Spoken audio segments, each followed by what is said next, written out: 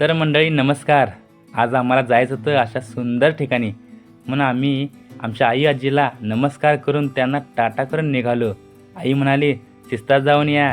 आईला हो म्हणून निघालो. सकाळी थंडी असल्याने आमचे हे 2 कार्टून बघा पॅक होऊन बसलेले.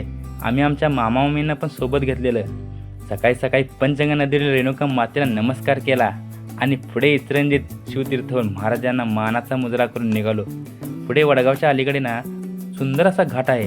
घाटात थोडी गाडी जपून मारावी लागते त्यात सकाळ असल्याने बघायला सुद्धा सुंदर वाटत होतं.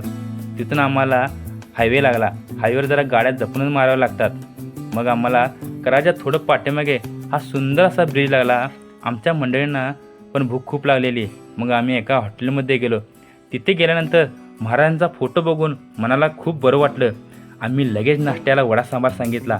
त्याच्यावर आम्ही मस्त ताव मारून पुढे निघालो. मग आम्ही आमच्या देवाचे गौरव यांच्या घरी गेलो. तिथे आम्ही थोडी विश्रांती घेऊन चालतच आम्ही नाईकबाच्या दर्शनासाठी निघालो. नाईकबा देवस्थान हे सातारा जिल्ह्यातील पाटण तालुक्यातील बनपुरी या गावी असलेले एक जागृत देवस्थान आहे. नाईकबा डोंगर पायथ्याशी जानुगडेवाडी या गावात देवाचा घोडा महाराजांची मूर्ती आहे. सर्वप्रथम घोड्यावर गुलाल उधळून नाईकबा दर्शनासाठी मंदिराकडे जावे लागते. घोड्याच्या पाठीमागून पायऱ्या आहेत, तिथून तुम्ही चालतसुद्धा जाऊ शकता. चालत जाताना कृष्णामाईचे छोटे आणि सुंदर असे मंदिर आहे. हीच ती कृष्णामाई. हिने डोंगरावरून गडगडत येणाऱ्या भल्या मोठ्या पाषाणाला आपल्या हाताने अडवलं होतं. अजूनसुद्धा त्या पाषाणावर हाताचे ठसे दिसतात. या कृष्णामाईचा इतिहास किंवा तिची कथा तुम्हाला यूट्यूबवर पाहायला मिळेल. मग आम्ही चालत नाईकबा मंदिरापाशी पोचलो. मंदिर बाहेरून अगदी सुंदर असं दिसत होतं.